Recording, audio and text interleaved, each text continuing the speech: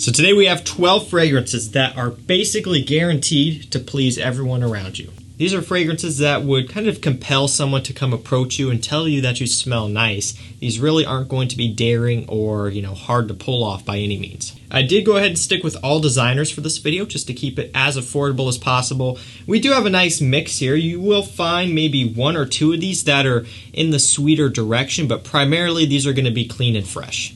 I will also provide links to each one of these down below in the video description to discounters, so you can check these out. If I do reference any sort of pricing in here, it's going to be those discounted prices. And you also will find a link to the FragranceNet 35% off code. Also, clicking that will automatically apply the current up-to-date code. From there, you can go through and do your shopping as usual, and you will be getting the best possible deal. Alrighty, I think you guys get the point here. Let's just roll into it. And we're going to start off really easy. ADG Absolu. C notes, woody notes, and tonka bean. So the key players here are relatively vague. Woody notes, yeah, a good amount of them. C notes, yes, also. But also this nice sweet tonka bean. Primarily, it's going to be fresh. Now there's going to be a bergamot up top, a nice citrus smell. What this is going to be is ADG meets Invictus Aqua to some extent. That's kind of how this one plays out. So there are differences between the two, primarily being that ADG Absolu takes on a little bit more of a fresh lavender focus and also has a little bit more of a sweet depth behind it as well. So there's a bit more of a fresh and sweet balance in this one, where Invictus Aqua, for the most part, is primarily just fresh and aquatic. I really like featuring ADG Absolu because it's a fragrance that I actually really wasn't a big fan of when it first came out, but as I have had plenty of time to wear it and test it more, I've realized that it really does kill it in the compliment category, and you would expect it to do well, but this one does exceptionally well. I mean, this is a big people pleaser. This stuff, it gets the job done. Next up, we have La Nuit de l'Homme Le Parfum by Yves Saint Laurent. Pepper, fruity notes, lavender, and vanilla. Man, this is really, really nice. I've been rocking this one for a good while now. It's a fragrance that really does get overshadowed when you take a look at everything else. A lot of the other La Nuit de l'Homme flankers are kind of tossed around, and really just the original is still featured a good amount and talked about. But Le Parfum is one that does get slept on, and I think it's really nice. Now, what's interesting about this one is you may think it's going to be even more rich and strong than the original, but it almost takes on more of a fruity and slightly fresh balance, which is kind of the opposite direction that you'd expect a parfum fragrance to go. But ultimately, I really like that approach because it makes it more of a maybe daytime, casual, wearable La Nuit de l'Homme flanker. Now, of course, the original, it can be worn during the day for casual. But when I smell and when I think of La Nuit de l'Homme, the original, it's pretty much date night exclusive for me. And a lot of times you may be a little bit dressed up for that date night. I think this Le Parfum counterpart here is just a really nice approachable flanker if you don't want to go and fully commit to the original DNA. Also, that fruitiness that it has mixing with that a little bit of a spiciness and the lavender and vanilla really creates a scent that is very mass pleasing and may even be a bit more approachable than the original DNA. That one still does great, but it may be a bit more daring. This one plays it more safe. Next up, we have Kenzo Homme Night. Sweet looking little bottles, no caps on these, atomizers integrated right into the top. This one here obviously is a flanker to the original Kenzo Homme, which I also have, and that one is very nice too. Mango, tonka bean, and cardamom.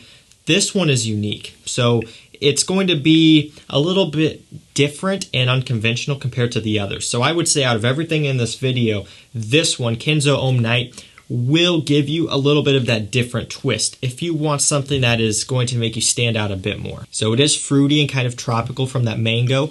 That gives it a kind of a fresh summertime smell.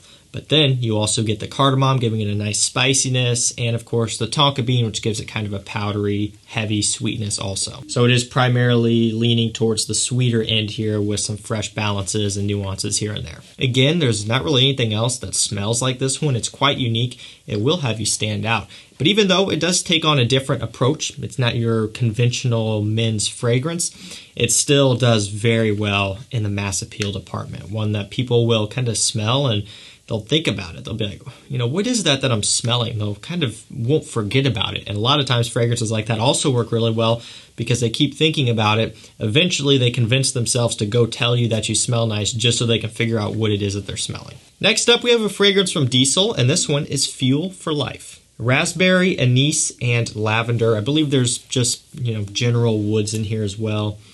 This is, man, this is another one of those guilty pleasure fragrances for me.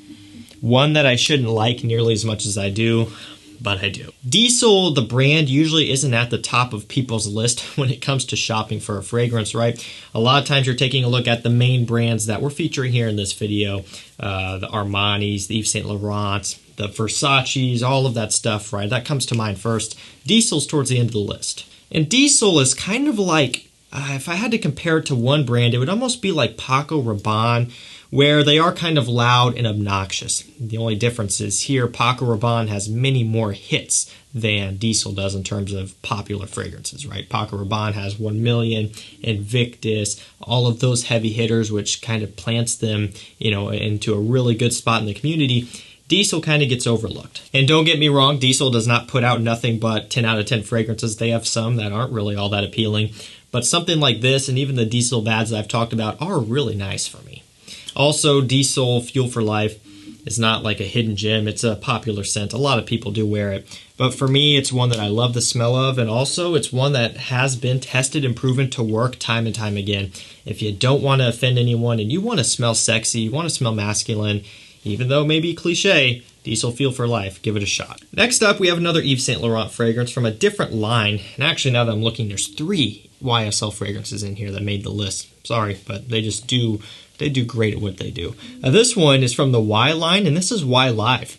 So not often does this version make it on the channel. Really, it's all about the EDP, the fresh version, and more recently the new Parfum. But the live version, you know, flanker, is one that I do think should be talked about more by me because it does really work well. Juniper, orange blossom, ginger, and musk. So here's the differences, right? Because you know, you may be struggling to figure out why would you buy this over the EDP, or why would you own both.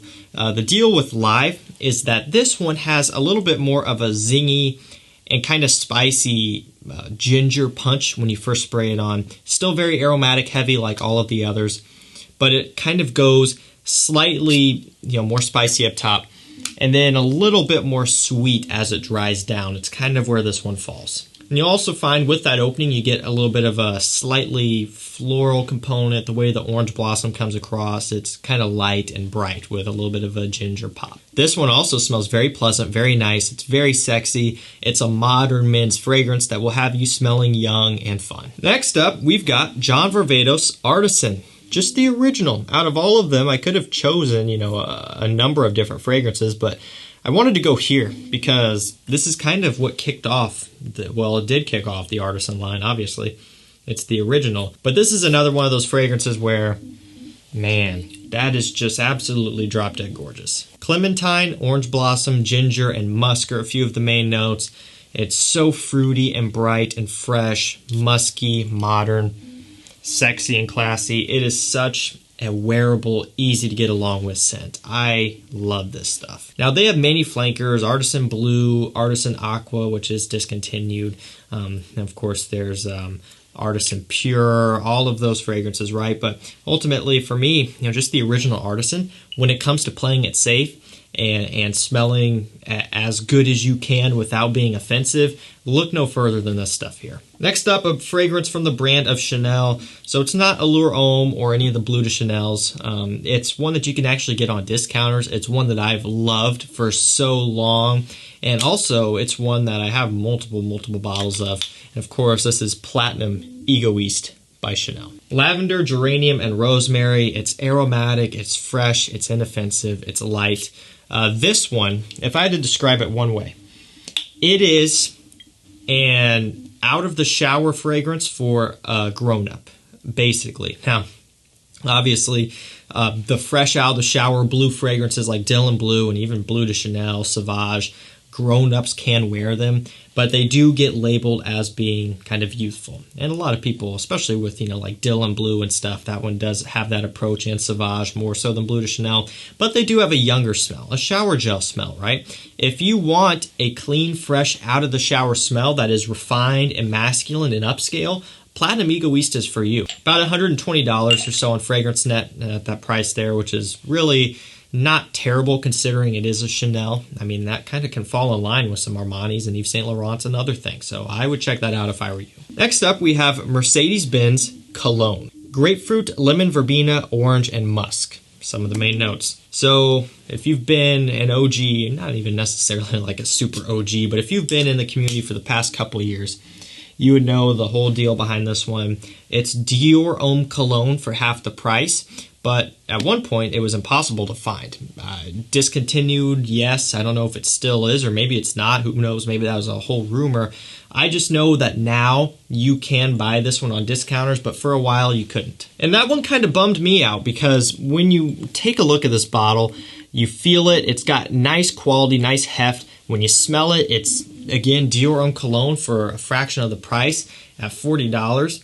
It was sad to see it go, and it was also sad because I couldn't feature it anymore, right? If you guys can't find it or buy it anywhere, or maybe the prices are marked up $100+, I'm not going to be featuring something like that. But now that it's back, I can include it, so it's a win-win. It's so fresh, it's so clean, it is so inoffensive. It smells like a spring day. If you're wearing a white t-shirt and shorts when the weather's finally starting to warm up, this should be one of your go-tos. Again, it's so affordable. $40 gets you a whole lot with this stuff.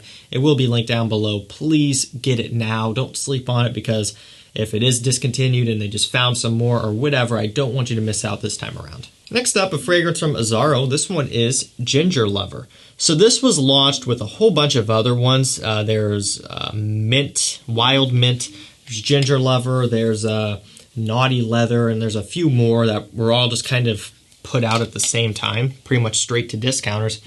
And then they got hard to get. Wild Mint still sold out. This one is in stock though, and it will be linked up down below, so cool for me. I could feature another great scent that you can actually buy. Ginger, lime, and vetiver are the only 3 notes that they give you, and to be fair, that's really all you need to know about. It has a very, very nice, mature, and kind of gentlemanly smell, and it's the way the ginger is used here. A lot of times, that note can be used in conjunction with other stuff, and it kind of blends in, but here it has this sweetness, this kind of texture to it, this really, really kind of delicious, addicting smell to it. There's more going on here than what it may look like on the surface, or if you were just to smell it one time. The more time you spend with this one on your skin, wearing it, testing it, you realize that there is a very nice amount of depth behind this one, a real nice complexity to it, something that I was shocked to see. It gets compared a little bit to L'Homme Ultime, which was also a discontinued fragrance, but now you can also buy it as well, and there are definitely comparisons. This one doesn't really have the rose thing going on like L'Homme Ultime. This one's also a little bit more sweet, Ultime, kind of a bit more fresh. All in all, this stuff is really, really nice. It's one that I would recommend you check out if you want something mature, but also still very mass-pleasing. And by mature, I don't mean like old smelling like a grandpa. It still has that modern kind of refreshing smell to it, but upscale. It'll make you smell like you are a successful person. Running down to the end, we have Montblanc Legend Eau de Parfum. Violet leaf, woody notes, oak moss, and leather are a few of the main notes. So this one essentially is just a stronger, richer version of Legend Eau de Toilette, the bestseller, kind of smells like Fierce. This one still does have some of that going on. The violet leaf in here lends to that. But ultimately, this is for playing it super safe and also standing out against the original Legend. This one's a better performer. The quality's better. I find it to just be one that is more interesting to me. Like if I were to smell the original Legend and this one side by side, I would take the EDP every day. Again, we're not shooting for uniqueness awards here or something that's mind-blowing. If you just want to smell good, clean, and put together at a nice affordable price, check out Legend Eau de Parfum. Second to last fragrance, we've got Missoni Wave. So this one is a newer fragrance, and it kind of smells a little bit like Versace Pour Homme Chanel Allure Homme Sport. What this does is it kind of is the hybrid between the two. So it's always been kind of funny. I'll run through this quickly here because I've said it ad nauseum and you've probably heard it or maybe you haven't. But, Chanel Allure Homme Sport came out first in 2004. Versace Pour Homme Signature Blue Bottle came out in 2008. So it's clear which one came first. Versace definitely took heavy inspiration from the Chanel. Now, there are differences, being that the Chanel is a little bit more creamy and rich, kind of following that Allure Homme DNA, you know, the tonka bean, all that stuff. It's kind of the, I guess, more rich and interesting fragrance if you're going after scent profile. But the Versace, on the other hand, is more citrusy, more bright, more musky, more fresh. Probably overall a little bit more versatile. Even though they're both versatile kings, the Versace probably a bit more due to that freshness. Now, when you've spent a good amount of time with both of those, and you come back and you smell Missoni Wave, you get that bright punch up top like the Versace, but immediately you start to pick up on the creamy nuances of the Chanel, you know, more so than the Versace. So the Versace does have a little bit of that sweetness, kind of creaminess from how everything's compounded, but the Chanel has it more. And that's kind of what this one does. It just bridges the best of both worlds. If you can't decide on one or the other, get this one. It's very, very nice. It's just so refreshing. It's a happy scent for me. One that when I smell this DNA, I just feel incredible. It smells like spring, summertime. It's a great signature scent. It's creamy, fresh, bright, and sweet. And it is a huge, ridiculous compliment puller. Absolutely insane. And last up, another YSL fragrance. I'm just going L'Homme. So usually these days, I put my good old trusty friend L'Homme kind of towards the bottom here. Just because it's you know, it came out in what, 2006, maybe earlier, maybe not. It's not a new scent, right? There are many other flankers which do get talked about, but this is a truly just one-off special fragrance for me.